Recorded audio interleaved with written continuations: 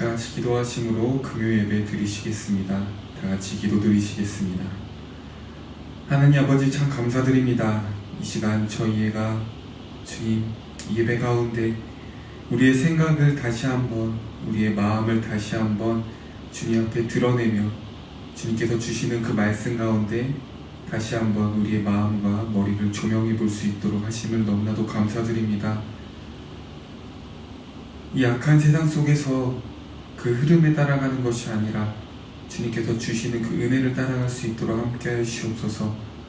주님의 은혜가 없이는 우리가 선한 그 길 가운데 서지 못함을 기억하게 하셔서 계속해서 주님의 그 의로우심으로 저희가 더욱더 나아갈 수 있도록 주님이 오늘 이 예배 가운데 그 합당한 말씀을 주시고 성령 하나님 그 합당한 힘을 우리에게 허락하여 주셔서 우리가 다시는 악함 속으로 들어가지 않을 수 있도록 약함을 그대로 인정하고 그냥 그대로 머무르는 것이 아니라 힘되신 주님을 더욱더 의지하며 따라갈 수 있는 그런 자들로, 장성한 은혜를 가진 그런 자들로 다시 한번 주님께서 키워주실 것을 이 시간 기대하며 나아가는 예배가 될 수 있도록 함께 하시옵소서.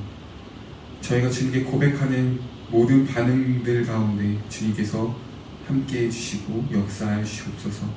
감사드립니다. 예수님 이름으로 기도드립니다. 아멘.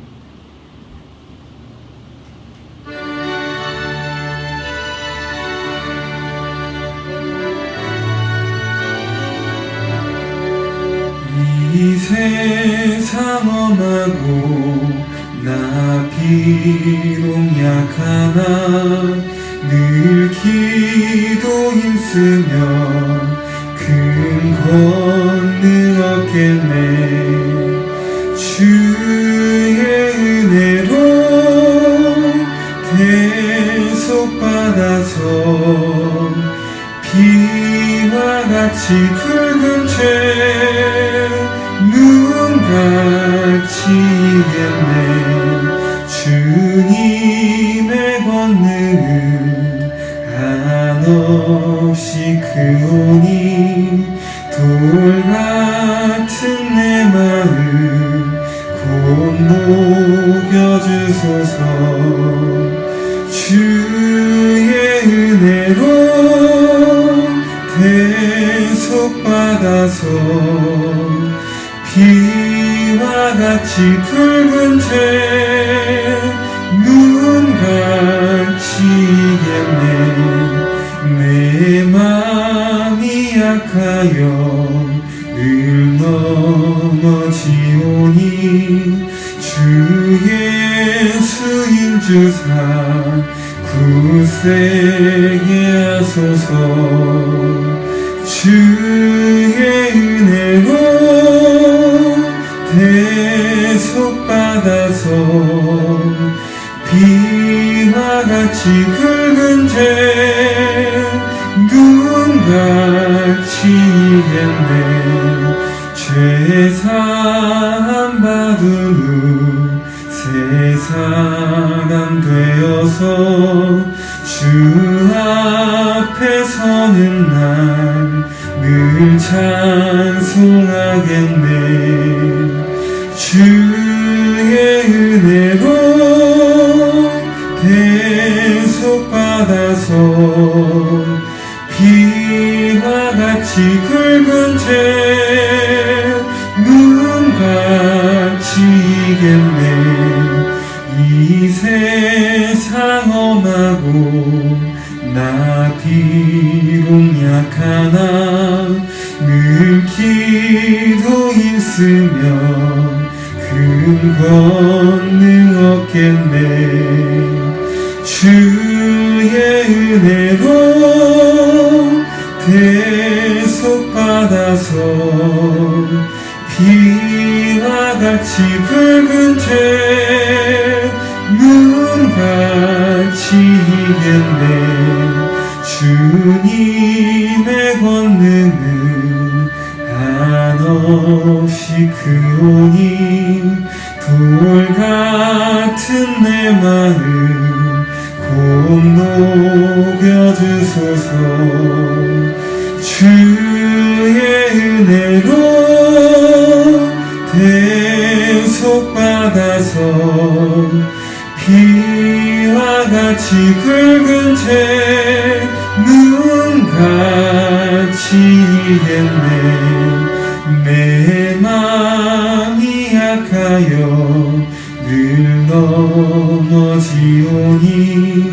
주 예수 인주사 굳세게 하소서. 주의 은혜로 대속받아서 비와 같이 붉은 채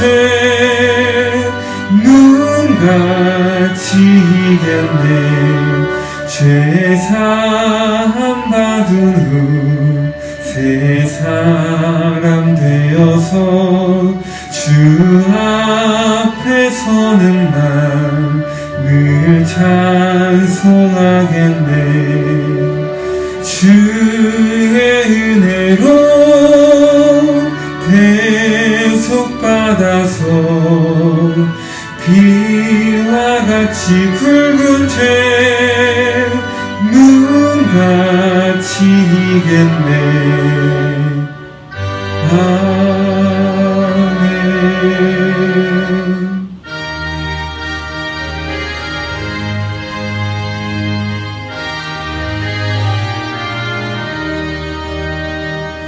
정결하게 하는 셈이 나의 앞에 있도다. 성령께서 권고하신 죄 씻으라 하시네. 찬양하리 찬양하리 죽임당한 어린 양 주께 영광 돌리어라. 우리 죄를 씻어주셨네. 나의 가는 길이 좁고 내 뜻대로 안 돼도 모든 욕심 다 버리고 주만 따라가겠네. 찬양하리 찬양하리 죽임당한 어린 양 주께 영광 돌리어라. 우리 죄를 씻어주셨네. 나의 마음 제단 위에 불길같이 타올라 영원토록 찬양하며 주께 영광 돌리네. 찬양하리 찬양하리 죽임당한 어린 양 주께 영광 돌리어라. 우리 죄를 씻어주셨네. 한량없는 주의 은혜 나를 영접하셨네. 내가 지은 모든 죄와 허물 용서하셨네. 찬양하리 찬양하리 죽임당한 어린 양 주께 영광 돌리어라. 우리 죄를 씻어주셨네. 성부 하나님께 영광 성자 예수께 영광 성령님께 또한 영광 모두 돌려드리세. 찬양하리 찬양하리 죽임당한 어린 양 주께 영광 돌리어라. 우리 죄를 씻어주셨네. 나의 가는 길이 좁고 내 뜻대로 안 돼도 모든 욕심 다 버리고 주만 따라가겠네. 찬양하리 죽임 당한 어린 양 주께 영광 돌리어라. 우리 죄를 씻어주셨네. 나의 마음 제단 위에 불길같이 타올라 영원토록 찬양하며 주께 영광 돌리네. 찬양하리 죽임 당한 어린 양 주께 영광 돌리어라. 우리 죄를 씻어주셨네. 한량없는 주의 은혜 나를 영접하셨네. 내가 지은 모든 죄와 허물 용서하셨네. 찬양하리 죽임 당한 어린 양 주께 영광 돌리어라. 우리 죄를 씻어주셨네. 성부 하나님께 영광 성자 예수께 영광 성령님께 또한 영광 모두 돌려드리세. 찬양하리 죽임 당한 어린 양 주께 영광 돌리어라. 우리 죄를 씻어주셨네.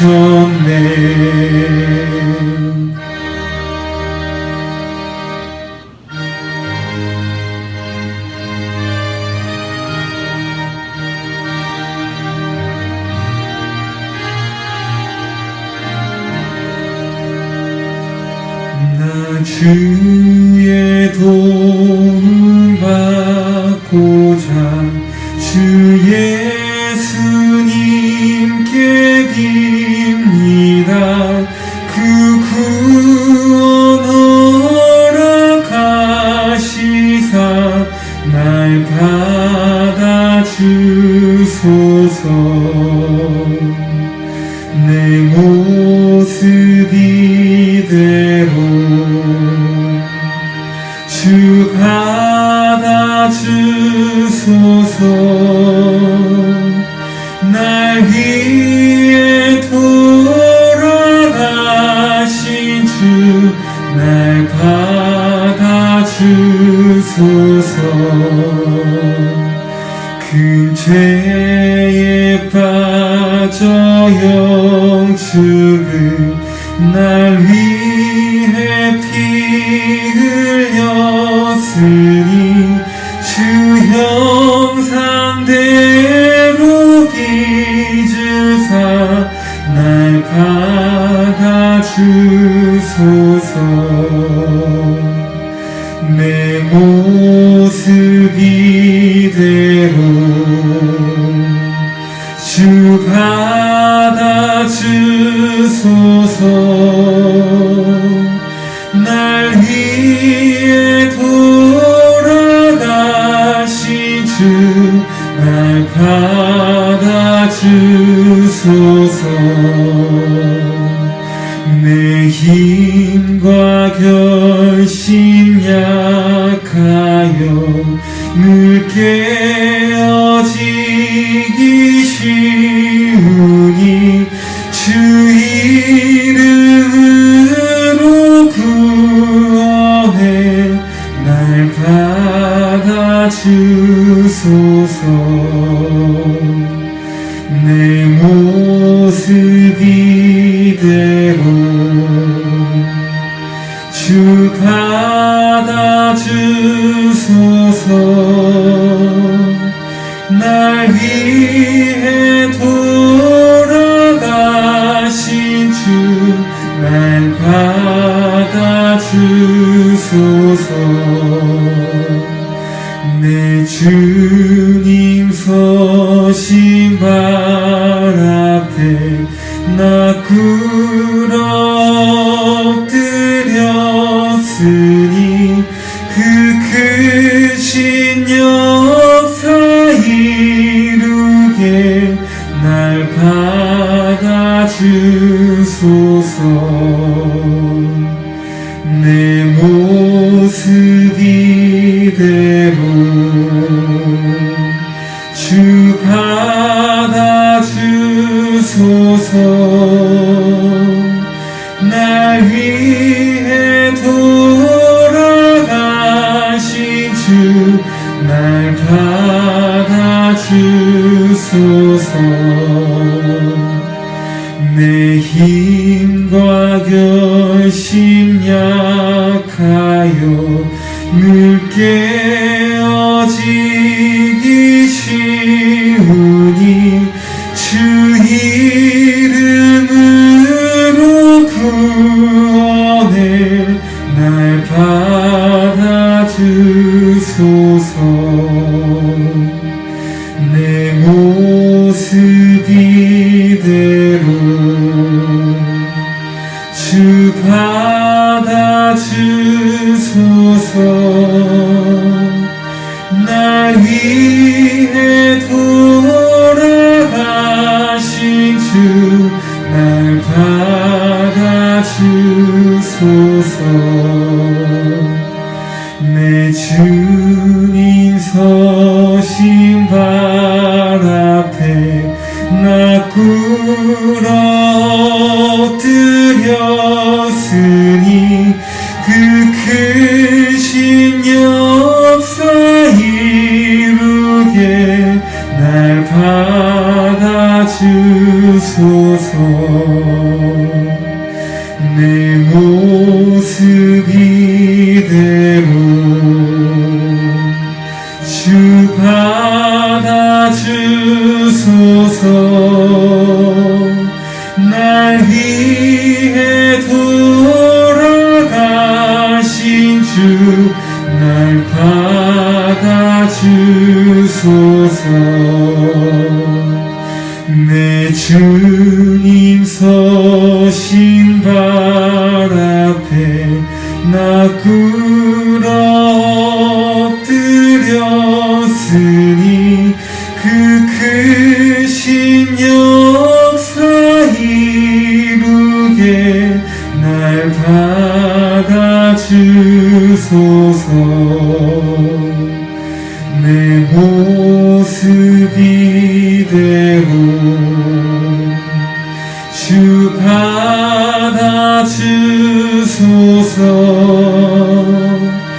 날 위해 돌아가신 주 날 받아주소서.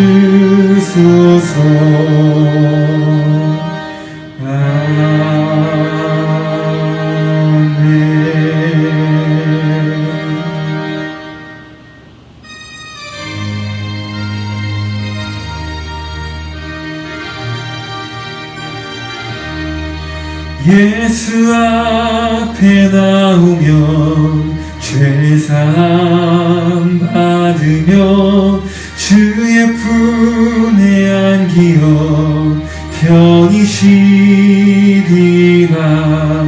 우리 주만 믿으며 모두 구원 얻으며 영생 복락 면류관 확실히 받겠네. 예수 앞에 나와서 은총을 받으며 마음의 기쁨 넘치어 감사하리라. 우리 주만 믿으며 모두 구원 얻으며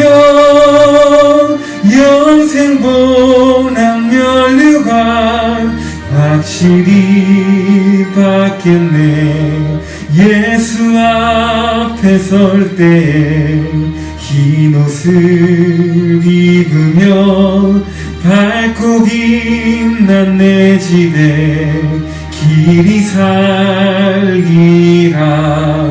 우리 주만 믿으며 모두 구원 얻으며 영생 복락 면류관 확실히 받겠네. 예수 앞에 나오면 죄사함 받으며 주의 품에 안기어 편히 쉬리라. 우리 주만 믿으면 모두 구원 얻으며 영생 복락 면류관 확실히 받겠네. 예수 앞에 나와서 은총을 받으며 마음의 기쁨 넘치어 감사하리라. 우리 주만 믿으면 모두 구원 얻으며 영생 복락 면류관 확실히 받겠네. 예수 앞에 설 때 흰 옷을 입으며 밝고 빛난 내 집에 길이 살리라. 우리 주만 믿으면 모두 구원 얻으며 영생 복락 면류관 확실히 받겠네.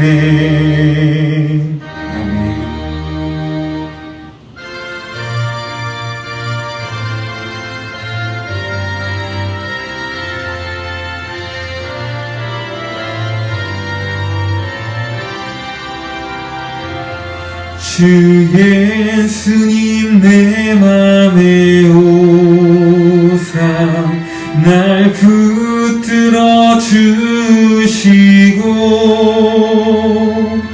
내 마음에 새 힘을 주사 늘 기쁘게 하소서.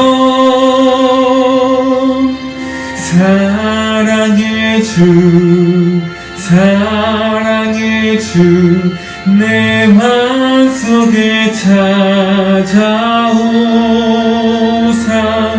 내 모든 죄 사하시고 내 상함만 고치소서.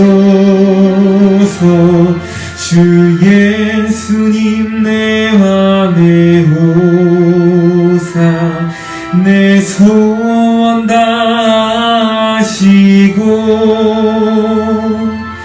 내 무거운 짐 맡아주사 참 평안을 주소서. 사랑의 주 사랑의 주 내 맘속에 찾아오사 내 모든 죄 사하시고 내 상한 맘 고치소서. 주 예수님 내 맘에 오사 날 정결케 하시고 그 은혜를 내 맘에 채워 늘 충만케 하소서. 사랑의 주 사랑의 주 내 맘속에 찾아오사 내 모든 죄 사하시고 내 상함만 고치소서. 주 예수님 내 맘에 오사 내 길 인도하시고 주 성령을 내 맘에 채워 늘 충만케 하소서. 사랑의 주 사랑의 주 내 맘속에 찾아오사 내 모든 죄 사하시고 내 상함만 고치소서.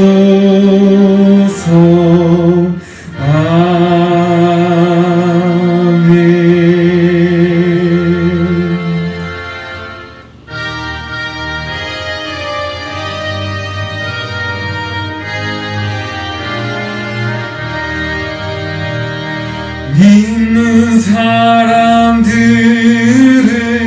주의 군사님 앞서가신 주를 따라갑시다.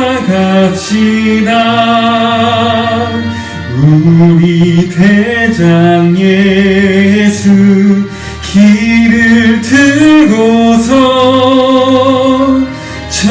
적전하는 곳에 가신 것 보라. 믿는 사람들은 주의 군사님 앞서 가신 주를 따라갑시다. 원수 마귀 모두 쫓겨가기는 예수 이름 듣고 겁이 납니다. 우리 찬송 듣고 지옥 떨리니 형제들아 주를 찬송합시다. 믿는 사람들은 주의 군사님 앞서 가신 주를 따라갑시다. 세상 나라들은 멸망당하나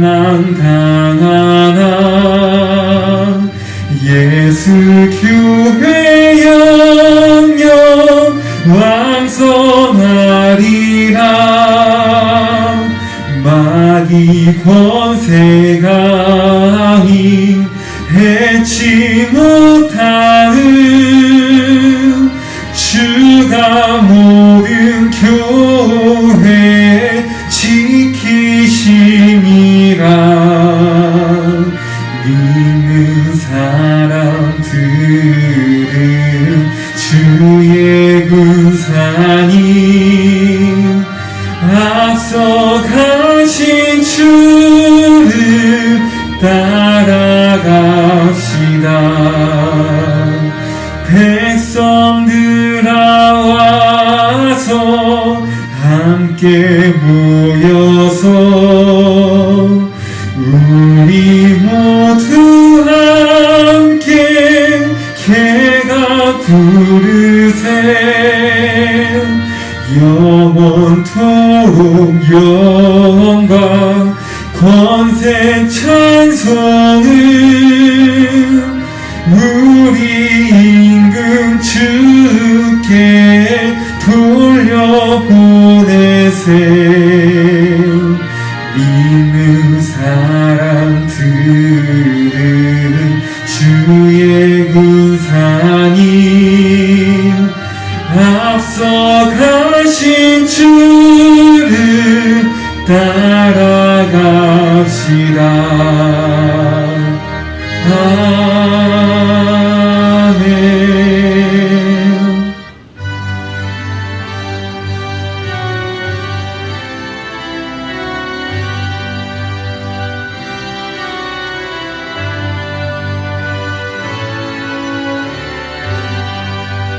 한란과 핍박 중에도 성도는 신앙 지켰네. 이 신앙 생각할 때 기쁨이 충만하도다. 성도의 신앙 따라서 죽도록 충성하겠네. 옥중에 매인 성도나 양심은 자유 얻었네. 우리도 고난 받으면 죽어도 영광 되도다. 성도의 신앙 따라서 죽도록 충성하겠네. 성도의 신앙 본받아 원수도 사랑하겠네. 인자한 언어 행실로 이 신앙 전파하리라.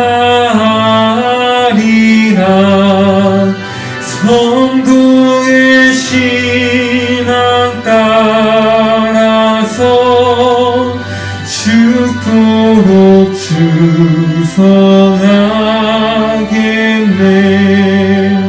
아멘.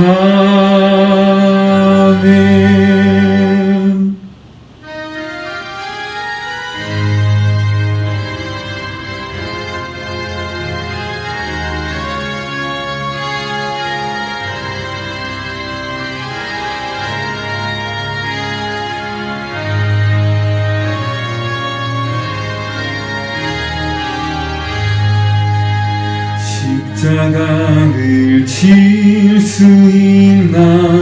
주가 물어보실 때 죽기까지 따르오리.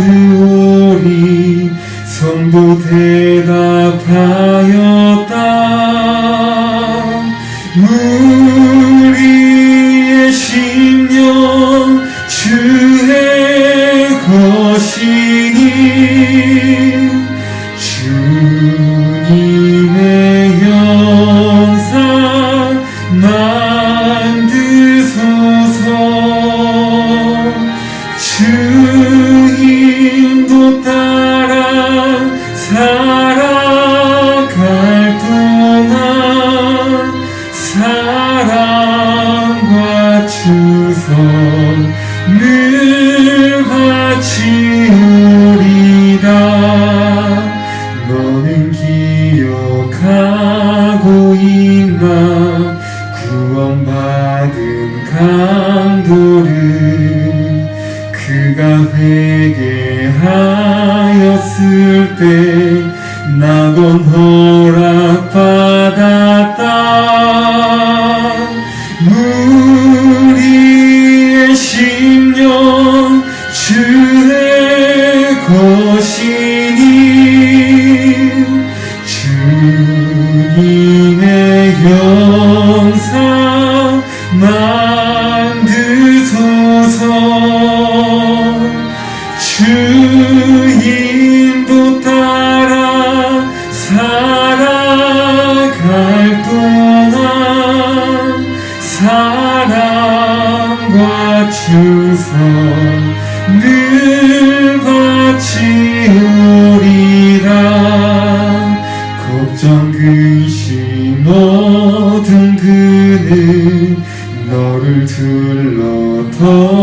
없을 때 주께 내 영 맡기겠나.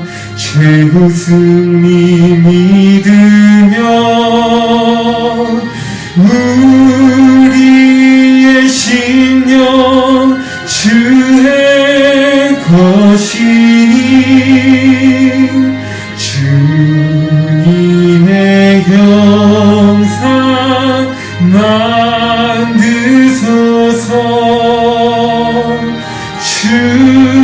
주인도 따라 살아갈 동안 사랑과 충성 늘 바치오리다.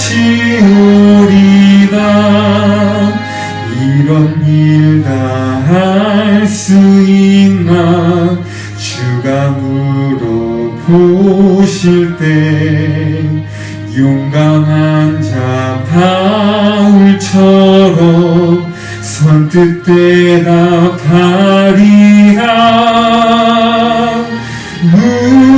우리의 심령 주의 것이니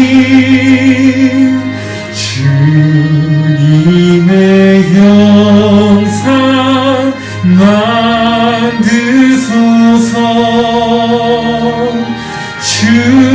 주인도 따라 살아갈 동안 사랑과 충성 늘 바치오리다.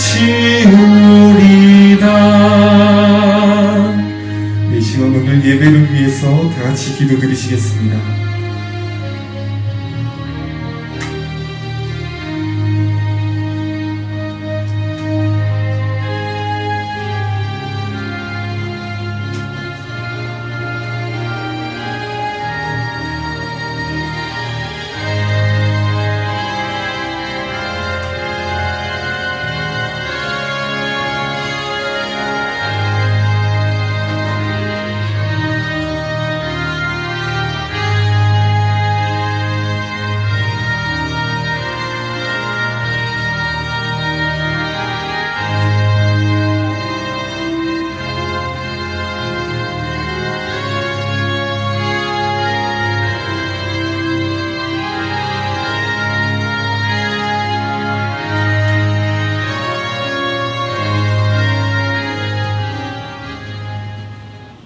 감사합니다.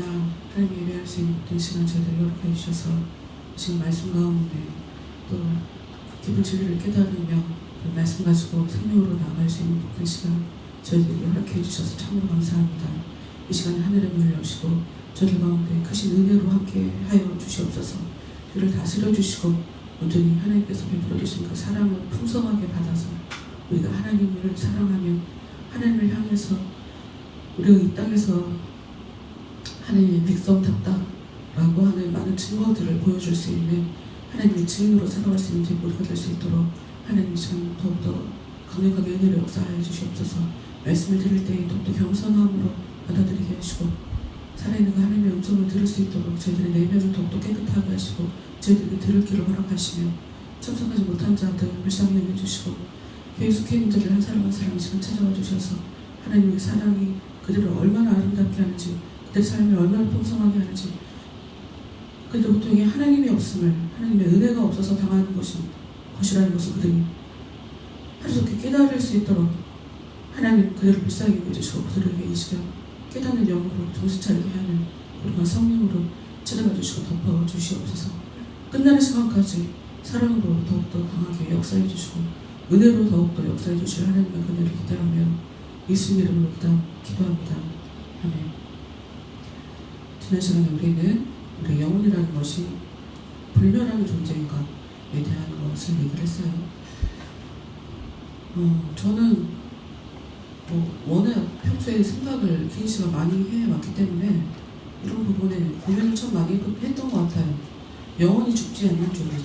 사람은 죽지 않는 존재다라고 생각하게 되면 교회를 안 다녀도 죽지 않는 존재라는 거잖아. 이렇게까지 생각이 미칠 수가 있어요. 그러니까 이게 하여튼 그닥 간단한 문제는 아니라고 생각해요. 영혼의 불멸을 얘기하면서 오늘은 중간 상태에 대해서 좀 얘기를 하려고 해요. 이거를 함께 보면 영혼의 불멸이 과연 무엇을 의미하는지를 여러분들이 좀 더 깨달을 수 있을 거라고 생각해요. 신약은 우리에게 인간의 미래에 대해서 가르치고 있어요.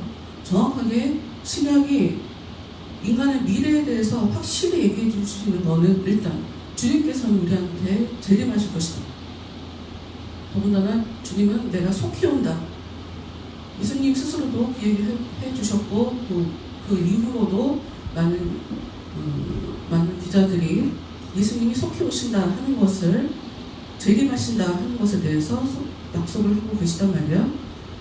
그리고 또 하나 신약 성경이 우리한테 이야기하는 것, 재림과 관련해서 다양한 사건들이 일어나게 될 것이다.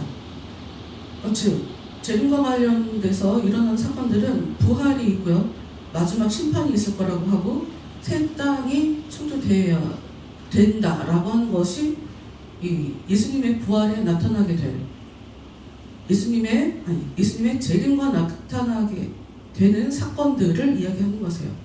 그런데 여기서 꼭 짚어보고 가야 될 것이 중간 상태죠. 왜? 죽은 사람들, 과거에 죽은 사람들, 우리도 앞으로 죽게 될 것이고 예수님이 언제 재림하실지 우리는 잘 모르니까, 그럼 우리는 예수님이 재림하실 때까지 우리가 죽고 난 이후에 과연 무엇을 하게 될 것인가? 좀 더 이제까지 예수님이 왔다가 가신, 이 땅에 왔다가 다시 가셔서 다시 오신다고 했는데 아직 지구 종말이 우리한테 찾아오지 않았으니까 2000년 동안 굉장히 많은 사람들이 예수를 믿다가 죽었단 말이에요. 그럼 그 사람들은 지금 현재 무엇을 하고 있는가? 절대로 이게 간단한 문제가 아니죠. 이 중간 상태, 이것 때문에 이단도 굉장히 많이 나오고 이거 가지고 싸우는 일도 되게 많았고, 결정적으로 이것이 계속 발전되면서 이 중간 상태에 대한 것이 정확하게 규정이 안 되면서 이것 때문에 그 카톨릭의 연옥교리가 나타나게 된 거예요. 너무 어이가 없죠. 그 교회 입구에 헌금함을 놔두고 거기에다가 동전을 집어넣는데 동전을 집어넣는 소리가 땡그랑 일어나면 그 연옥에 있던 사람이 갑자기 천국으로 슝 날아서 올라가게 된다는, 말도 안 되는, 그게 중간 상태에 대해서 우리가 잘 모르기 때문에 성경에서 중간 상태에 대해서 정확하게 무엇을 어떻게 얘기하고 있으며 이게 대체 무슨 뜻인가 하는 것을 우리가 잘 모르기 때문에 이렇게 말도 안 되는 정말 괴변 중의 괴변이고, 그것 때문에 사람들은 교회에다가 이용당한 거죠. 악용당한 거죠. 죄를 짓는데 사람들이 이용당한 거죠. 일단 초대교회, 어거스틴이라고 하는 예수님이 오셨다 가신 이후로 초대교회의 시대에 그때는 어떻게 가르쳤냐? 신학자들이 사망과 부활 사이에서, 그 사람들이 죽었고 이제 앞으로 부활하게 될 거죠. 근데 그 사이에서 인간의 영혼은 기다린다고 가르쳤어요. 근데 두 가지 흐름이 있죠. 하나님 안에서 죽은 사람들은 구원의 완성을 기다리게 될 것이고, 하나님과 상관없이 죽은 사람들은 심판의 완료를 기다리는 거예요. 기다림도 완전히 다르죠. 두 가지의 모습이. 근데 그냥 기다리는 것이 아니라 구원의 완성을 기다리는 하나님의 차원에서, 하나님 편에서 죽은 이 사람들은 안식을 누리며 기다리고, 심판의 완료를 기다리는 이 하나님이랑 상관없이 죽은 사람들은 고통을 당하며 기다린다라고 초대교회에서는 가르쳤어요. 중세교회에도 긴 시간 동안 계속 가르쳤고, 이것의 끝에 연옥교리가 나타나게 된 거예요. 이게 문제가 없다면 지금까지 우리는 전부 다 카톨릭을 믿었겠죠. 문제가 있는 거고, 종교개혁, 이것 때문에 어찌 보면 종교개혁이 신호탄이 쏴진 거죠. 그러면 종교개혁자들, 개신교 종교개혁자들은 이 중간 상태에 대해서 어떻게 가르쳤나? 일단 카톨릭이 가르쳤던 연옥 교리에 대해서는 배척을 했어요. 그런 거 없다, 연옥 없다. 그러면 중간 상태를 성경이 얘기하는 것 같은데, 그럼 이걸 어떻게 가르쳤나? 근데 중간 상태는 계속 있다고 가르쳤어요. 잘 몰라. 근데 연옥은 아니야. 동전이 떨어지면 그 소리에 천국으로 쭉 올라가는 그런 연옥은 아니다 라고 가르쳤어요. 당시에 어떤 제세례파라고 하는 이제 뭐라고 해야 되나, 무리, 교단, 집단이라고 하는 제세례파라고 하는 사람들이 있었거든요. 근데 그 사람들이 어떻게 가르쳤냐, 예수님이 올 때까지 잠잔다. 성경이 또 그 얘기를 해요. 잠자던 자들이 다시 깨어나는 것에 대해서 얘기를 하니까 이게 되게 웃긴 게 다 성경에서 가지고 와갖고 그걸 가지고 가르쳤던 거예요. 근데 성경에서 분명히 가져왔는데도 불구하고 이상하게 가르치게 되는 것은 대체 이 모든 것의 문제가 성경을 어떻게 해석하느냐에 굉장히 깊게 관련이 되었다 하는 것을 알 수가 있죠. 영혼이 잠잔다. 다시 얘기지만 성경에 그렇게 써져 있으니까요. 근데 바울이 그 문제가 있다라고 하면서 영혼 수면설 반박이라고 하는 책을 써요. 그래서 뭐라고 가르치냐?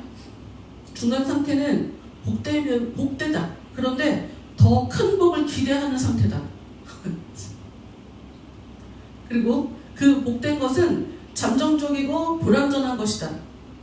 말을 한 것도 아니고 안 한 것도 아닌 말을 한 것도 아니고 안 한 것도 아니에요. 그냥 이것만 얘기했어요. 잠자는 거 아니다. 영혼이 예수님이 부활하실 때까지, 예수님이 재림하실 때까지, 죽고 나서 자신들이 예수님의 부활을 맞이하는 그 예수님의 재림을 맞이하는 그 부활의 때까지 영혼이 계속 잠을 잔다고? 아니다 라고 가르친 거죠. 그리고 지금도 우리가 개혁주의 가끔가다 교리가 대체 무슨 의미가 있나 뭐 이런 생각이 드는데, 우리도 영혼 수면서 그 중간 상태에 대해서는 계속 있다라고 그렇게 가르치고 있어요. 그런데 중간 상태에 대해서 반박을 심하게 하는 사람들이 있어요. 여러분 생각해보세요. 아까 중간 상태가 무엇인가? 구원의 완성을 기다리며 안식을 누리는 사람들과 심판의 완료를 기다리며 고통을 당하는 사람들이 있어요. 둘 다 지금 기다리고 있어요. 우리는 이게 굉장히 이상하다는 걸 알아야 돼요. 이건 굉장히 이상한 거지. 이미 안식을 누리고 있는데 천국이 왜 필요해? 이미 고통을 당하고 있는데 이제 그만 잠에서 깨어나, 일어나, 그리고 다시 살려준 다음에 흉판을 해서 지옥으로 던진다? 진짜 이건 아니지. 그러니까 중간 상태에 대해서 아니다, 이거 아니다 하고 정말 극구 반대하는 몇몇 신학자들이 있어요. 이거는 얘기할 필요가 없어. 그리고 이제 루터파 신학자 중에 하여튼 알타우스라는 사람이 있어요. 이 사람이 뭐라고 얘기를 했냐면, 모험이 없이 영혼이 계속 지속적으로 존재한다고? 모험 없이? 그리고 계속 부활의 때까지, 예수님이 재림하실 때까지 계속 기다리게 된다고? 이게 기독교야? 이거는 기독교가 아니라 플라톤에서 얘기하는 것 같은데. 왜냐하면 성경은 지속적으로 영과 몸을 분리시켜서 얘기하지 않아요. 이게 그래서 우리한테 쉽지 않은 문제예요. 천국에 들어가기 위해서는 몸이 있어야 돼.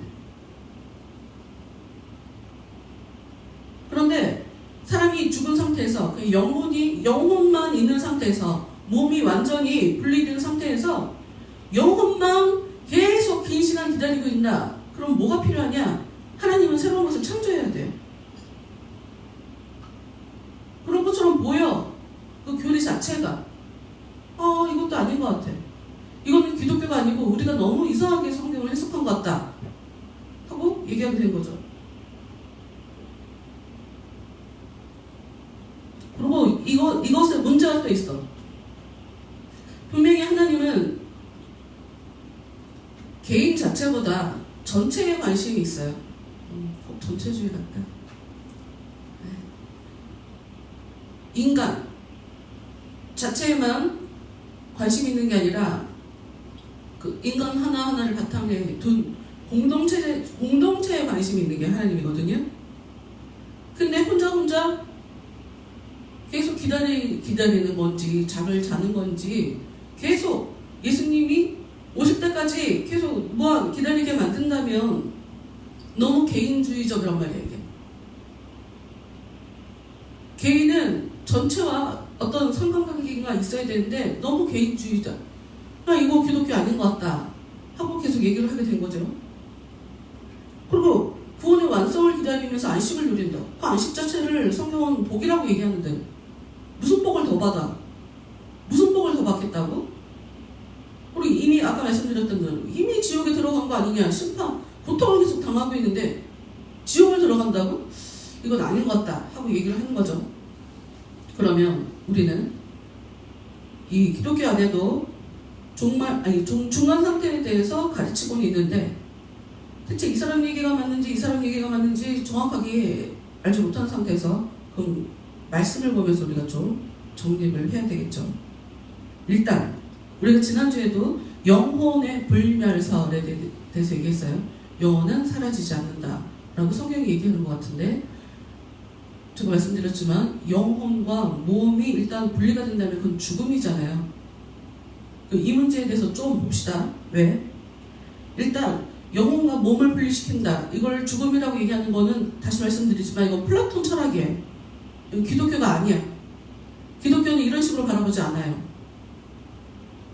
구약 성경에서 몸이 죽은 후에 영혼만 하늘나라에 간다. 이런 식의 개념은 구약에 없어요. 만약에 이게 진짜라면 플라톤에서 차용하여온 거예요. 그리스 철학에서 갖고 온 거라고. 근데 이상하잖아요. 하나님은 일관성 있게 얘기하셔야 돼. 어제나 오늘이나 하나님은 변함이 없어요. 하나님 동일해요. 이거 굉장히 중요한데. 구약의 하나님이 다른 하나님이라고 그렇게 생각하면 안 돼요. 하나님 변하신 게 없어.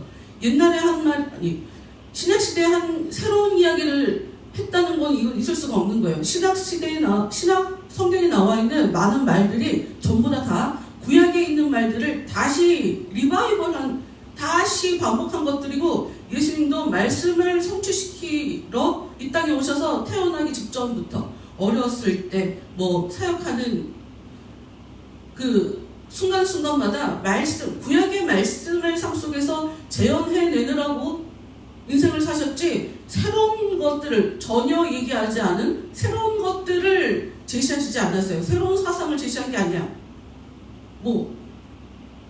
구약에서는 그냥 살인하지 말라라고 했는데 나는 너희들한테 얘기해. 사람을 미워하면 그거 살인이야. 그거 구약에 얘기하지 않은 게 아닌가요? 무슨 말이야. 구약에서 얘기했죠. 구약에서 우리가 정확하게 봐야 되는 게 우리가 율법이 뭔 줄 몰라요. 만약에 그런 식으로 보자면 에스더라고 하는 성경, 여태까지 우리가 교회에서 설교하면서 에스더를 제가 한 번도 본 적이 없는데 에스더는 성경 자체에서 하나님이라는 글자가 한 번도 안 나와요. 그리고 그 여자가 진짜 있었어? 에스더라는 사람이? 하는 의심도 갖게 해요. 이거 문학작품 아니야? 소설 아니야? 라는 얘기도 해요. 근데 왜 들어갔는가? 의심을 받고 있는데도 그 사상 때문이에요. 사상.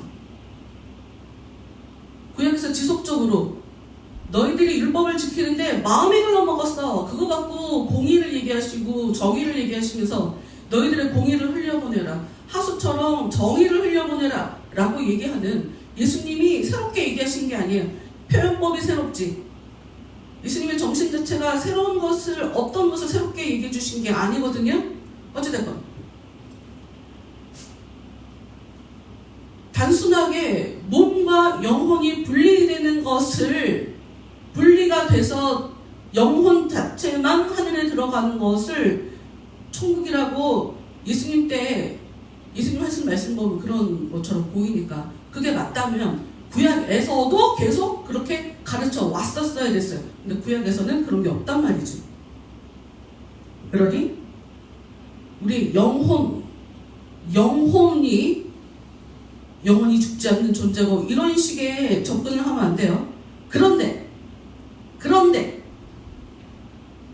성경에서 몸과 혼이 분리된 그 영혼의 상태를 영적인 거, 그러니까 하여튼 묘사한 게 있어. 그 말씀을 좀 봅시다.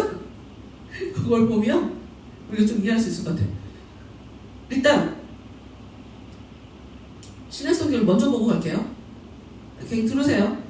신약성경 10장 28절 보면 이런 말씀이 써있어요. 몸은 죽여도 영혼을 능히 죽이지 못하는 자들을 두려워하지 말고 오직 몸과 영혼을 능히 지옥에 멸하실 수 있는 이를 두려워하라. 지금 예수님이 하신 말씀이거든요. 몸은 죽여도 영혼은 능히 죽이지 못한다.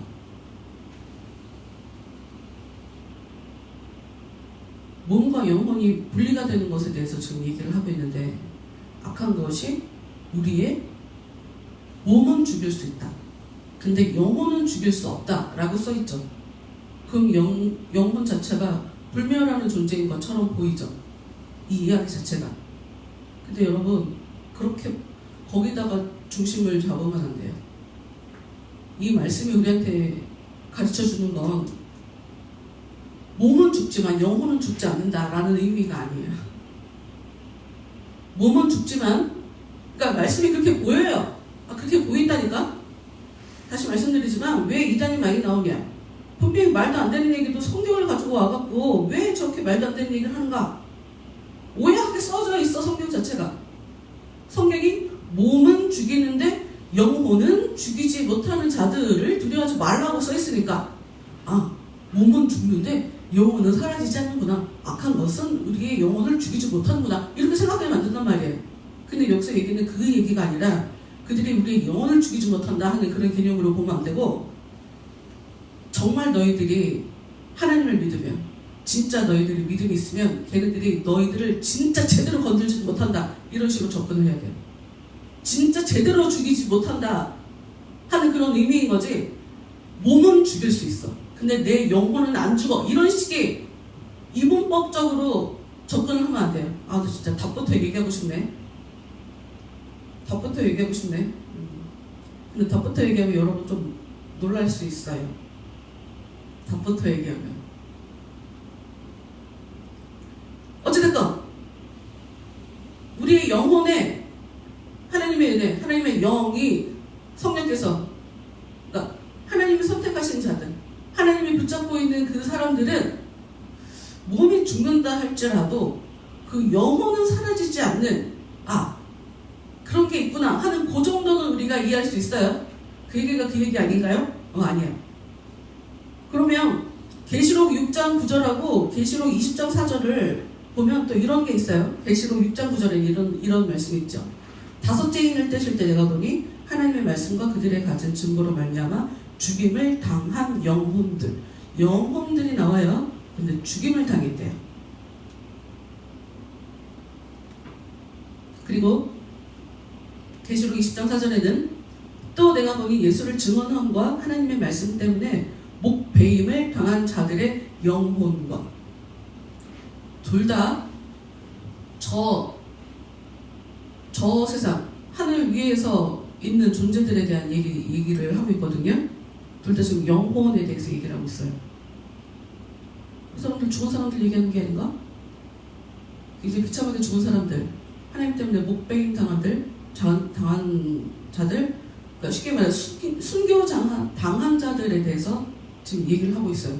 그러면 요런 거를 보면, 그러니까 영혼은 안 죽는다는 거잖아요. 몸은 죽는데, 이렇게 보게 만들죠. 오해가 있을 수 있어요. 그러면 다른 거를 볼까요? 다 같이 한번 말씀을 볼게요. 누가복음 23장 46절.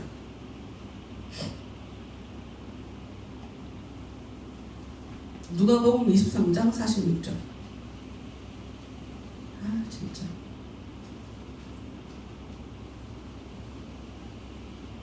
예수께서 큰 소리로 불러 이르시되 아버지, 내 영혼을 아버지 손에 부탁하나이다 하고 이 말씀을 하신 후 숨지시니라.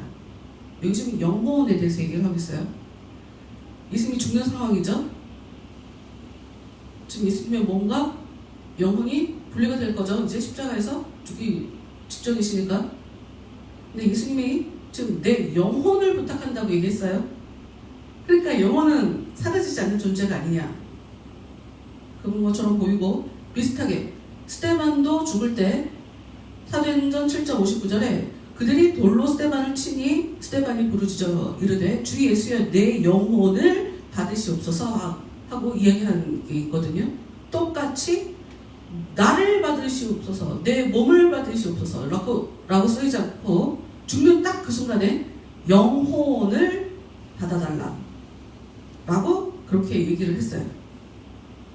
그리고 히브리서에도 이런 비슷한 말씀이 있죠. 하늘에 기록된 장자들의 모임과 교회와 만민의 심판자이신 하나님과 및 온전하게 된 의인의 영혼이란 뜻인데, 하늘에 온전하게 된 의인의 영혼들이 있다 하고 얘기한단 말이에요. 그러면 영혼을 얘기하는 것인가?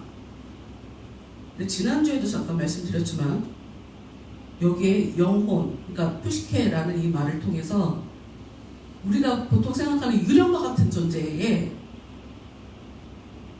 영혼에만 이 말을 쓰고 있지 않아요. 왜? 사는 것 같은 생명이 거하는 자리. 아니야, 이거 설명 안 할 거야. 지난주에도 이거 설명하다가 너무 어렵게 생각했어. 그러면 성경에서 얘기하는 그 영혼이라는 것이 그럼 대체 무슨 의미라는 것인가? 일단 우리가 알아야 될 거. 고린도전서 7장 34절 말씀 봅시다. 고린도전서 7장 34절.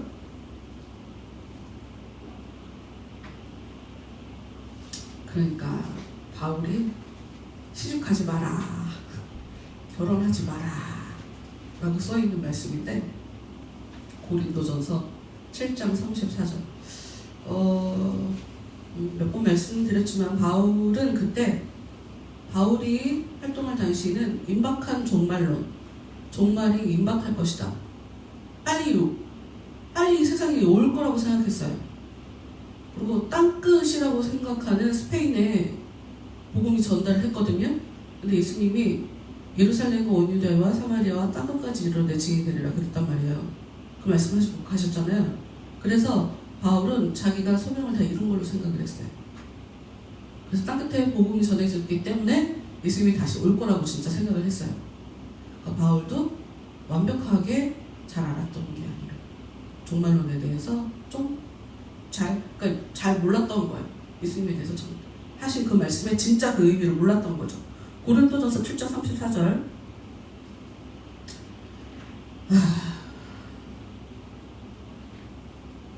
남자들한테는 장가가지 마라, 여자들한테 시집가지 마라 라고 써있는 장면인데, 34절 마음이 갈라지며, 이게 뭐냐면 장가가는 자는 야 그냥 장가가지 마. 그 32절 33절에 써있어요. 장가가지 마. 장가 안 가면 그냥 주님을 위해서 살면서 내가 어떻게 하면 주님을 기쁘게 해드릴까봐, 어떻게 하면 내가 주님을 기쁘게 해드릴까 하고 신경 써야 되는데, 결혼을 하면 어떻게 하면 내가 아내를 기쁘게 해줄까 이러고 신경 쓰지 않냐, 그 얘기를 하는 거예요. 그래서 34절에 지금 마음이 갈라지며가 그 얘기예요. 주님도 기쁘게 해줘야 되고 아내도 기쁘게 해줘야 되니까, 그러니까 결혼하지 마 라고 하면서 여자한테 시집가지 않는 자와 처녀는 주의를 염려하여 몸과 영을 다 거룩하게 하려 하되, 시집간 자는 세상 일을 염려하여 어찌하여 남편을 기쁘게 할까 하느니라. 이 여자들도 마찬가지야. 시집 안 가면 그냥 내가 어떻게 하면 주님을 기쁘게 할까 하고 살겠지만, 시집을 가는 순간 내가 어떻게 하면 남편을 기쁘게 해줄까 이렇게 살게 되잖아. 근데 여기 보면 처녀가 주의 일을 염려해서 거룩하게 하는 것을 얘기하면서 몸과 영을 다 거룩하게 한다라고 써있어요. 이게 영혼이거든요. 몸도 거룩해 해줘야 되는 것으로 영혼도 거룩하게 이렇게 지속시켜야 되는, 그러니까 이 이유는 몸과 영은 하나이기 때문이에요. 몸과 영혼이 하나이기 때문에. 결정적으로 야고보서 2장 26절은 여러 번 많이 들어본 말씀이에요. 영혼이 없는 몸이 죽은 것 같이 행함이 없는 믿음은 죽은 것이니라. 어떻게 보면 지금 영혼과 몸이 떨어져 있으면 죽었다고 얘기하고 있지 않냐 라고 얘기하는 것처럼 보이죠. 근데 이 이야기는 너희가 정말 믿음이 있으면 영혼과 몸이 다 믿음으로 살아야 된다라는 얘기를 하고 있는 거거든요. 같은 이야기인데 완전히 반대로도 해석할 수 있어요. 어찌됐건 성경의 기본적인 사상은 인간은 단일체다. 몸과 영혼은 하나다. 그러면 몸이 죽는 순간 아이씨 나 안 되겠다. 도저히 답답해서 답부터 얘기해야지. 나 도저히 안 되겠다. 말하고 싶어 죽겠네. 여러분 말씀을 계속해서 읽으면 여러분 뭘 깨닫게 되시냐면 우리가 부활 때에 그러니까 재림의 때에 주님이 우리에게 새 몸을 주신다고 고린도전서 15장에서 써있거든요. 그 새 몸은 언제 받냐? 내가 죽는 순간 받는 거예요. 답부터 얘기했어. 심판이 따로 있는 게 아니에요. 이단 같지. 이단 같아. 그러니까 말씀을 봅시다. 말씀. 일단 구약의 말씀을 보면 구약에 스올이라는 게 있어요. 스올. 지옥을 의미하는 단어 같은 그런 스올. 근데 어떤 성경에서는 이것을 여러 가지로 번역을 해요. 무덤이라고도 번역했고 지옥이라고도 했고 구덩이라고 번역한 것도 있어요. 근데 이제 요즘 영어 버전에서 많이 보는 ASV, RSV라고 하는 영어 버전의 그 성경들은 스월을 그러니까 무덤, 지옥, 구덩이 이렇게 번역하지 않고 그냥 스월이라고 써놔요. 왜? 정확한 의미를 알 수가 없어.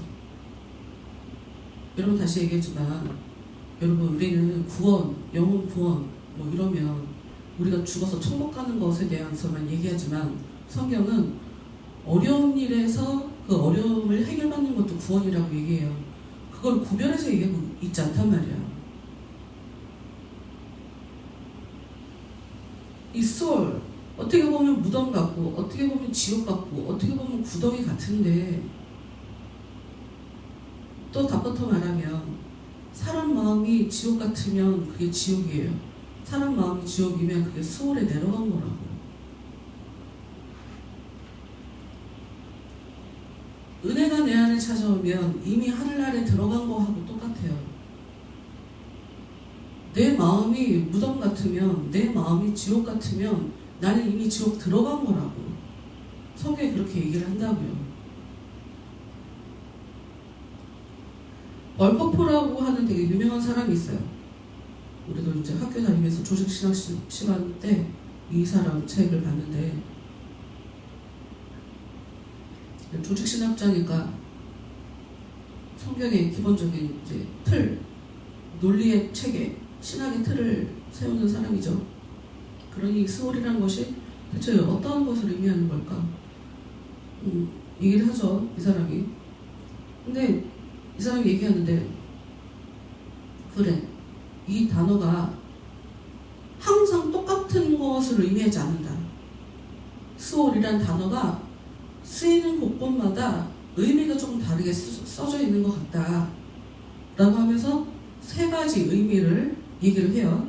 첫째는 진짜 죽는 것, 죽음의 상태를 얘기하고 그리고 무덤을 얘기하고 지옥이라고 써져 있는 것 같이 이렇게 세 가지 형태로 보여진다. 소울 이라고 얘기해요.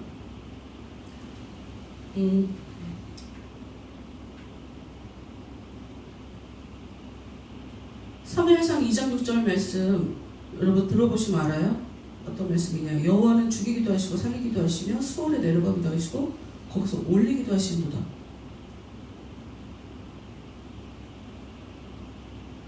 이게 어떤 의미일까요?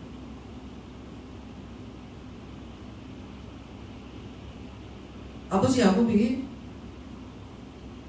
그 애굽에서 설명을 하면 되겠네. 야곱이 평생 동안 자기가 정말 사랑하는 아들 요셉이 죽은 줄 알고 살았잖아요. 그런데 형들이 먹을 것이 없어갖고 애굽에 갔었는데 그 총리가 자기 동생인지는 전혀 모르고 이제 요셉이 조금 뭔가 작업을 하면서 동생을 그러니까 베냐민 그러니까 요셉 동생 베냐민을 데리고 오도록 그렇게 만들어 버렸단 말이에요. 못 때려보면 너네들 강도인 거야. 뭐 이렇게 상황을 몰아가는 그 장면이 있어요. 그래서 아버지 야곱한테 형들이 가갖고 베냐민이 데리고 가야 된다. 그때까지 지금 유다가 골모로 지금 잡혀 있어갖고 데려가야 된다라고 얘기했을 때 야곱이 뭐라고 한 얘기냐. 재난이 베냐민에게 미치면 너희가 내 흰 머리를 슬퍼하며 스올로 내려가게 함이 되리라. 여러분 이게 지금 베냐민이 잘못되면 니들이 다 지옥에 보내는 거야 이런 뜻이거든요. 저 아들이 잘못되면 나 죽어 이런 말이란 말이에요. 쉽게 말해서 그러니까 죽는다 하는 의미로 써져 있는 건 맞아요. 그리고 여호와는 죽이기도 하시고 살리기도 하시며 왜 성경에 특히나 이 히브리 시편에 그런 게 굉장히 많은데 지혜서라고 하는 잠언 전도에도 되게 많은데 똑같은 문장을 가지고 표현법만 다르게 해서 설명하는 이 대구법이라고 하는데 대조법이라고 얘기를 하는데 그러니까 구를 똑같이 그러니까 같은 말인 거야. 같은 말. 그러니까 하나님이 죽이기도 한다 살리기도 한다 라고 하는 말을 설명하기 위해서 하나님이 수월에 내리게도 하고 거기서 올리기도 한다 라고 써져 있어요. 여러분 하나님이 지옥 간 사람을 다시 천국으로 올려가 주실까요?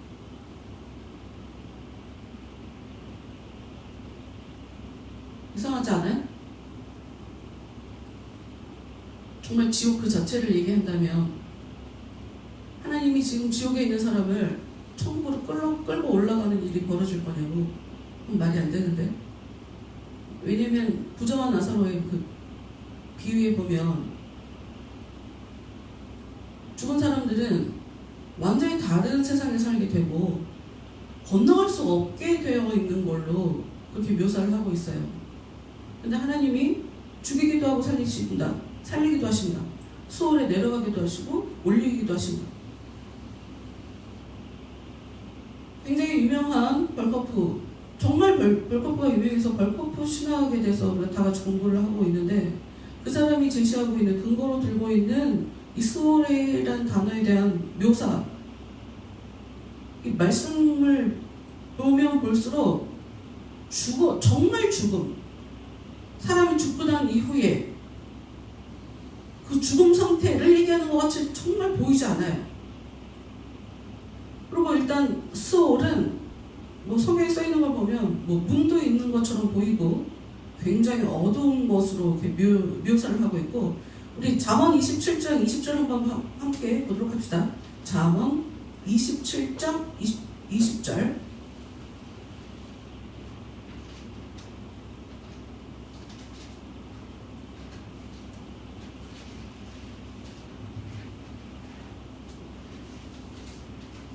잠언 27장 20절 수올과 아바도는 만족함이 없고 사람의 눈도 만족함이 없느니라. 수올 지옥 같은 거죠. 여기 아바돈 제가 가진 성경에는 여기 죽음의 자리라고 써 있어요. 만족함이 없대요. 이게 끝없이 무엇인가를 요구하는 만족함이 없으니까. 그런데 이것을 가지고 뒤에 대꾸로 사용하고 있는 것을 보면 사람의 눈도 만족함이 없느니라. 수월 그리고 아바돈이라는 것이 사람의 눈 안에 있을 것 같지 않아요? 그런 것처럼 보이지 않아요?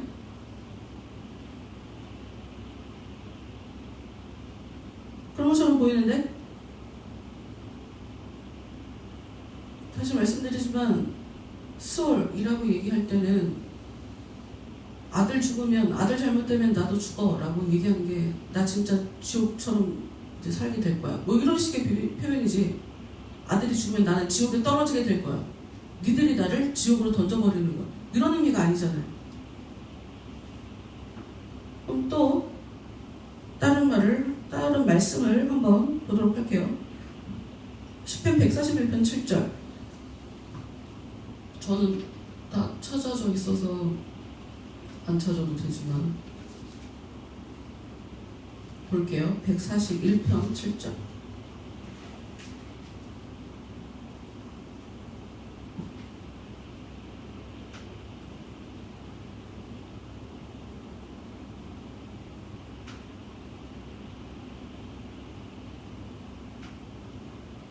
사람이 밭가라 흙을 부스러 떼임같이 우리의 해골이 수월 입구에 흩어졌도다.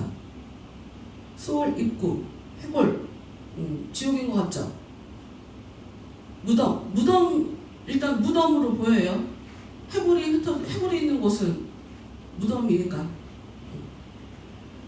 그러면 이 수월이 정말 지옥 내지 경건하지 않은 자들에 대한 형벌의 장소를 의미할 수 있다 하고 얘기하는 사람이 있는데, 그럼 우리가 시편 9편 17절 말씀을 한번 볼게요. 시편 9편 17절. 시편 9편 17절.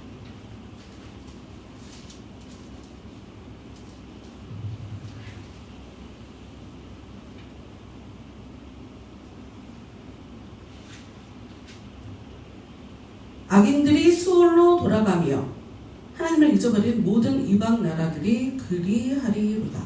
악인들이 수월로 돌아가며, 이게 지금 지옥, 무덤,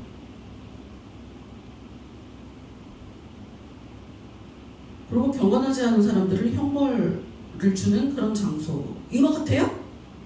악인들이 수월로 돌아간다. 글쎄, 악인들이 그러면 지옥에서 나왔어요, 처음부터? 어떤 사람들이 지옥에서 나온 사람들이에요? 여러분, 성경을 시편 말씀을 보면서 여러분들이 좀 그걸 좀 알았으면 좋겠어요. 성경에서 악인하고 얘기할 때 우리는 다윗을 괴롭히는 그 악인, 그 어떤 특정 대상, 사람에 대해서 얘기하는 것처럼 그렇게 이해해요. 보통 나를 힘들게 하니까. 그 말씀을 잘 보면 악한 존재라고도 얘기할 수 있고요, 마귀라고도 볼 수 있어요. 저 사람 뒤에서 저 사람을 악하게 살도록 만드는 그 어떤 악한 존재를 악인이라고 표현하기도 해요. 성경은 그거 구분하지 않는다니까요. 그 악한 자들이 수월로 돌아간다. 그런데 그 뒤에 하나님을 잊어버린 모든 이방 나라들이 그리하리로다 라고 써있어요. 그러면 18절, 궁핍한 자가 항상 잊어버림을 당하지 아니하며 가난한 자들이 영원히 실망하지 아니하리로다. 지금 이 수호를 얘기하면서 대척점에 잊어버리는 것, 실망하게 되는 것에 대해서 사실 관련지어서 이야기를 써놓고 있는 건 거예요. 수호를 잊어버리게 되는 것, 그리고 실망하게 되는 것을 수호의 개념으로 사실 이 말씀은 보고 있는 거예요. 여러분, 하나님 나를 기억해 주세요, 이런 말씀 성경 10편에 보면 되게 많이 나와요.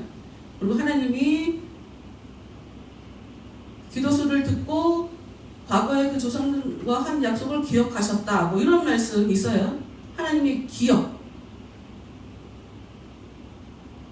하나님이 기억하지 못하는 게 그러면 수월에 빠져 있는 거예요.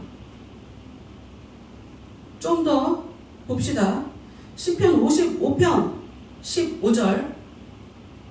사망이 갑자기 그들에게 임하여 산채로 수월에 내려갈지어다 라고 써있어요. 사망이 갑자기 그들에게 임하여 산채로 수월에 내려갈지어다. 살아있는 상태로 지옥에 내려간다? 뭐 갑작스럽게 죽는다 하는 그런 의미겠죠. 그런데 이거 자체가 반드시 영원한 형벌을 뜻하는 그런 말은 아닌 것 같아요. 산채로 수월에 내려간다.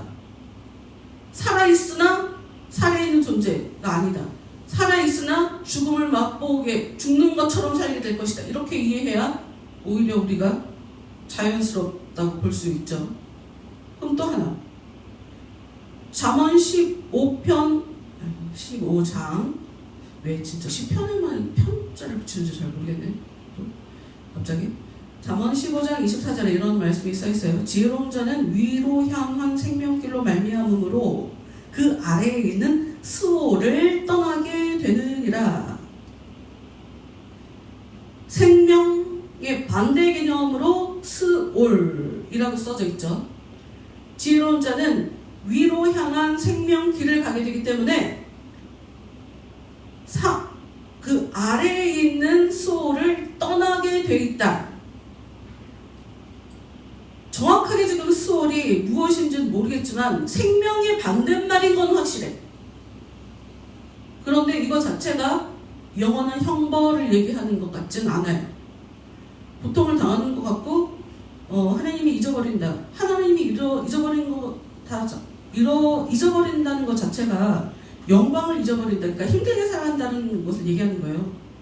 어렵게 살아간다는 걸 얘기하는 거예요. 하나님이 잊어버린다는 것 자체가. 하나님이 그들을 생각하지 않는다. 이게 고통당하게 내버려둔다, 뭐 고생하게 놔둔다, 뭐 이런 말이거든요. 어찌됐건 수월이 정확하게는 잘 모르겠지만 수월이 성경책에 굉장히 많이 나와요. 정말 많이 나오는 단어이고 이걸 가지고 이것을 우리가 지옥의 개념으로 많이 이해하고 있으나 성경을 계속 들여다볼수록 죽음 이후에 들어가게 되는 지옥에 대해서 얘기하고 있는 것 같지가 않고 현재 이들이 살면서 느끼게 되는 그 어떤 어려움과 고통을 소울이라고 얘기하는 것처럼 보이는 거죠. 근데 왜 영원한 형벌이라고 하는 것까지 생각하게 됐을까? 나는 좀 이해가 되는 부분이 있어요. 뭐냐? 안 보이잖아, 우리 눈에. 내 마음속에 지옥이 있는지 아닌지 안 보이잖아. 그러니 그건 영적인 존재라고 얘기할 수가 있잖아요. 그래서 영원한 형벌의 장소라고 얘기하는 게 하나도 이상하지가 않은 거예요. 영적인 차원이고 그것이 내 안에 있어서 정말 벌받는 것처럼 정말 죽는 것처럼 고통을 당하게 되니 그러니 영원한 형벌의 장소라고 하는 그 얘기 자체가 약간 거시적으로 보면 틀린 묘사라고 볼 수 있는 게 아닌 거죠. 그래서 그런 차원의 영원한 곧 스월. 그러면 성경에서 이렇게 구약에서 어떻게 얘기하고 있는지 요것만 얘기를 하고 기도를 해야 되겠어요. 그래서 내가 답부터 얘기하는 거였어. 그러면 우리가 다른 데 말씀을 하나 봅시다. 이거 들어보세요. 시편 49편 14절에 이렇게 써있어요. 우리는 악인들이 양같이 수월에 두기로 작정되었으니 사망이 그들의 목자일 것. 이게 무슨 얘기냐? 양은, 그러니까 악인들은 수월에 있게 된대요. 그런데 왜 수월에 있게 되냐? 그들도 양인데 누구의 양이냐? 그들의 목자가 누구냐? 사망이라는 거예요. 사망이 그들을 붙잡고 있어서 그 악인들은 수월에 있기로 아예 작정되었다라고 얘기하는. 그러니까 성경에서 보면 여호와가 나의 목자다라고 다윗이 얘기하고 예수님도 나는 목자다, 선한 목자다 이렇게 얘기를 하잖아요. 예수님이 선하니까 예수님에 의해서 계속 따라가게 되는. 그럼 어디로 가? 선한 곳으로 이끌어가게 되겠죠. 복된 곳으로 이끌어가게 되겠죠. 선한 분이시니까. 근데 사망이 사람들을 이끌어간대요. 그래서 수월의 악의 권세에서 답부터 얘기했는데 시편 49편에 15절에 이렇게 또 써있어요. 그러나 하나님은 나를 영접하시리니 이러므로 내 영혼을 수월의 권세에서 건져내시리라. 그러니까 수월의 정확한 개념은 힘, 권세라고 볼 수 있다는 거예요. 힘, 걔가 사람을 붙잡고 있다고. 우리 속에서. 그래서 지옥처럼 살게 만들어 버린다고. 하나님도 우리를 붙잡고 있고 악한 것들도, 악한 그 존재도 붙잡고 있고, 근데 그 사망, 하나님과 단절되게 만들어 버리는, 그래서 정말 죽음의 자리로 이끌어가는 그 존재가 사람을 붙잡고 수월에 가둬놓는다 라고 하는, 이것도 죽음 이후의 얘기를 하는 것 같진 않아요. 왜? 분명히 하나님은 나를 수월의 권세에서 건져낸다 라고 얘기가 돼 있으니까 죽음이 벌어지는 일이 아닌 거잖아. 지금 현세에서 겪는 일이지. 현세에서 내가 수월의 권세에서 건져낸다 라고 하는 이야기는 내가 지금 수월의 권세 아래에 있다 라고 하는 이야기로도 볼 수 있잖아요. 근데 하나님이 나를 인도해 주실 거다, 나를 건져 주실 거다 라고 하는 이야기는 내가 현재 수월의 권세에 붙잡혀 있지만 하나님이 나를 버려두지 않으실 거다 라고 얘기하는 걸로 볼 수가 있잖아요. 그렇다는 얘기는 이 수월이라는 것이 악인들이나 의인들이나 동일하게 겪을 수 있는 그런 존재인 것으로 보여지는 거죠. 지옥이 아니라 믿는 사람들도 이 땅에 살면서 우리가 어떻게 항상 기쁘고 행복하게만 살아요. 근데 누구 권세에 있느냐에 따라 달라진다는 거지, 삶의 결과가. 사망이 이 사람을 붙잡고 있으면 그냥 거기 안에 이렇게 묶여 있는 것이고, 하나님이 이 사람을 이끌고 있으면 그 수월에서 건져내 주신다. 그러니 이 수월이라고 얘기하는 것이 죽음 이후에 겪게 되는 형벌의 장소, 죽음, 무덤, 이렇게 설명할 수 있는 그런 게 아니에요. 이 땅에서 겪는 거. 비슷한 말씀이 시편 16편 10절에도 있어요. 주께서 내 영혼을 수월에 버리지 아니하시며 주의 거룩한 자를 멸망시키지 않으실 것임이니이다. 이게 무슨 얘기예요? 지금 내 현재 모습은 수월 같은 거지. 지금 내 모습은 멸망당하는 것처럼 느끼니까 이런 말을 할 수 있는 거죠. 나를 수월에 그냥 버려두지 않을 거야. 내가 지금 수월이라는 상태인 거잖아. 내 영혼을 수월에 버리지 않을 거다. 내가 겪고 있기 때문에. 비슷한 말씀들이 굉장히 많이 나와요. 성경을 읽으면서 이게 다윗이 얘기한 거예요. 다윗이 주께서 내 영혼을 수월에 버리지 아니하신다. 이것을 가지고 베드로가 예수님에 대해서 설교할 때 인용을 하거든요. 여러분, 제가 다윗이 그러니까 예수님이 이 땅에 오셔서 구약의 말씀을 많이 살아내셨다. 그 중에 좀 재밌다고 하면 웃기지만 인상적이다라고 하는 것이 다리 뻗지 않는 거예요. 예수님을 이 좌우 강도들은 죽은 상태에서 다리를 부셔뜨리잖아요. 뼈를.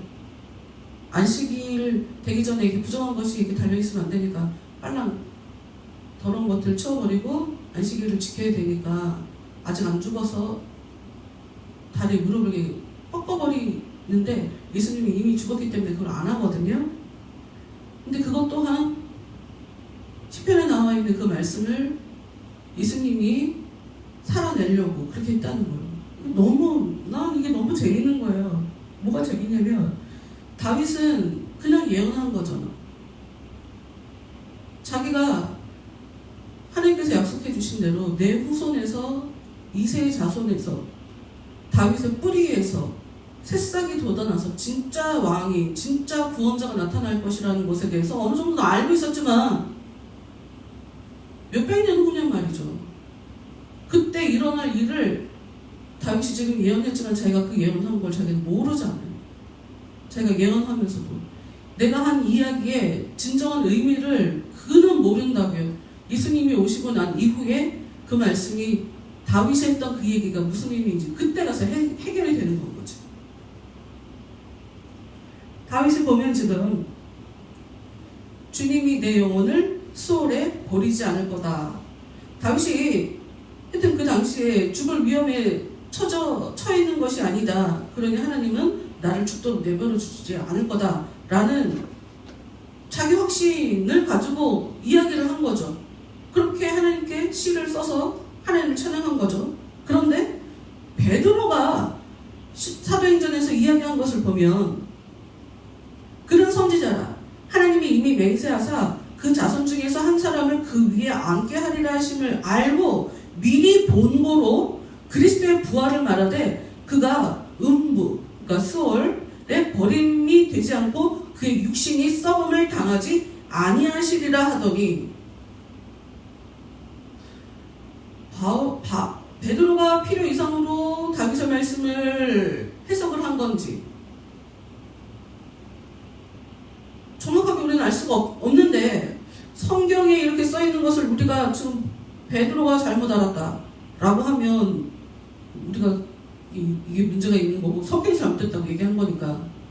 그래서 우리는 이것을 가지고 어떻게 얘기를 해야 되냐면 베드로가 이렇게 이야기했으니까 더군다나 그 성령 강림 사건이 그냥 엄청나게 대단하게 일어난 이후로 정말 성령에 취해서 쟤네들이 술이 취해서 낮부터 술이 취했어? 이런 상태에서 성령에 취해갖고 지금 사람들한테 얘기하고 있는 상황이기 때문에 성령께서 그렇게 말하게 하신 거라고 봐야 되거든요, 이 말씀을.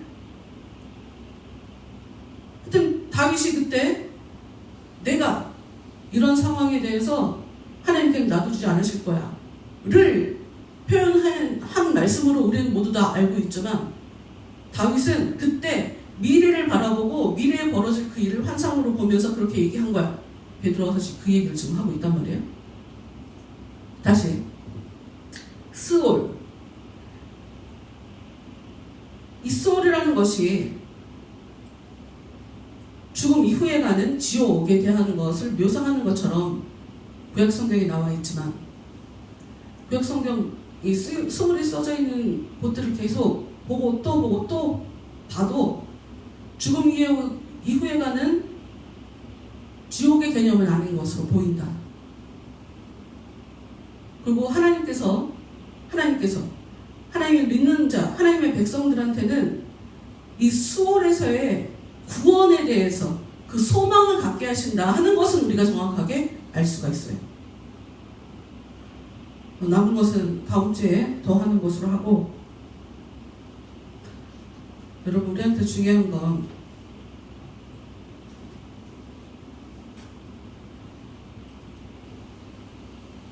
지옥도 이 땅에서 우리가 경험하게 되는 거고 천국도 이 땅에서 우리가 경험하게 되는 거예요. 지금 이 순간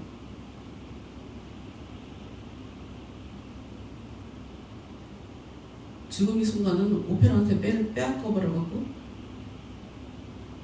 오페라의 유령한테 빼앗겨버려갖고 얘기할 때마다 자꾸 그 노래가 생각이 나는데 천국은 지금 현재 우리가 겪는 거고요.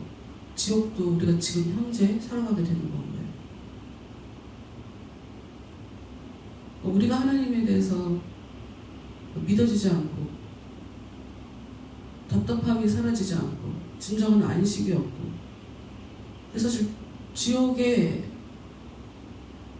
우리 안에 존재하고 있음을 상징하는 표면적으로 우리가 느끼게 만들어버리는 그런 것들이란 말이죠.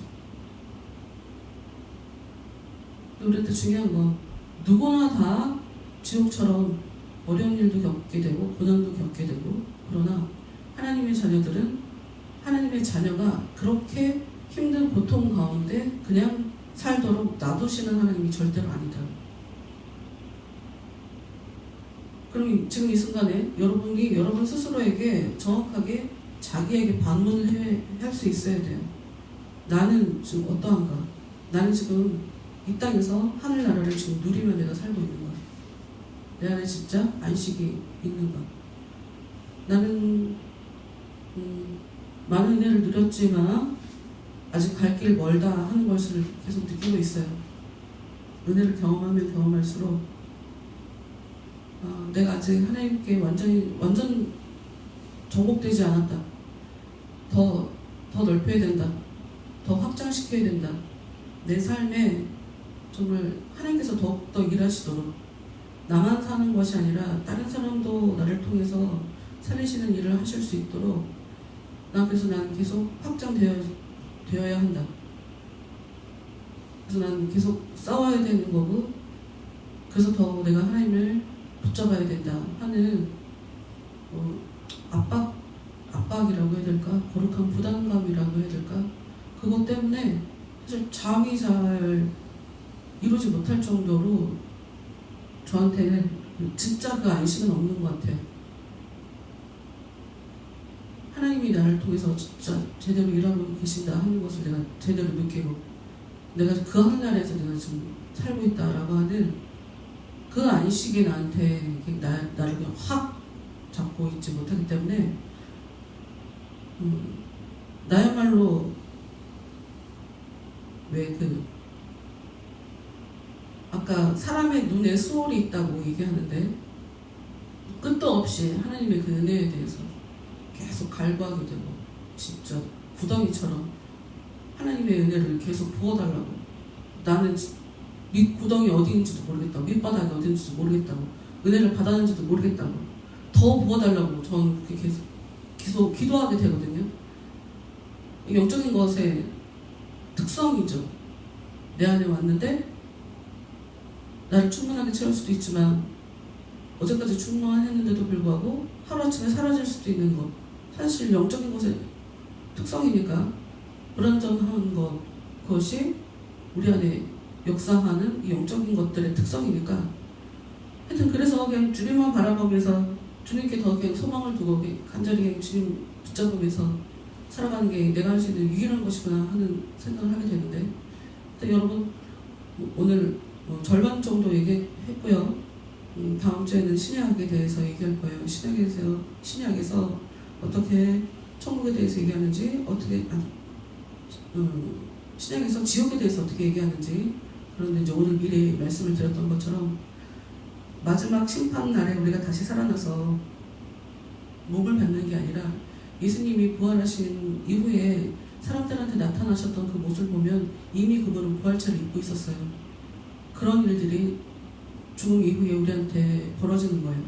그러니까 왜 몸과 영혼이 우리가 분리가 되는데, 분리가 되는 그들에게 하나님의 사람들에게 하나님께서 새 몸을 우리한테 입혀주신다는 것이 성경에서 우리한테 주시는 약속이거든요. 그리고 아마 우리가 생각하는, 그러니까 우리가 지금 현재 이 땅 살아가면서 이렇게 이해하는 몸과 그때 우리가 새 몸을 입게 되면서 우리가 생각했던 게 이런 게 아니구나 하는 전혀 완전히 다른 새로운 국면을 우리가 맞이하게 될 수도 있어요. 그런데 중요한 거 하나, 우리한테 중요한 건 뭐가 중요하냐면 내가 하나님의 그 새 몸을 받을 수 있을지 않을지를 지금 내가 어떻게 살아가느냐가 결정짓게 된다는 거예요.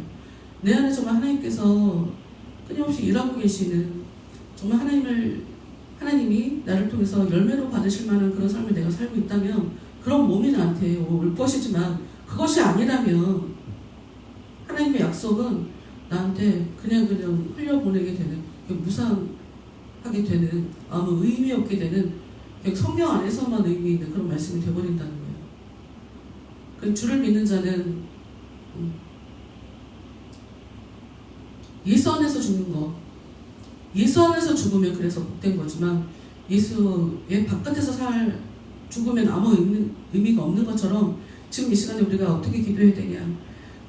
주님 안에서 내가 살고 싶다.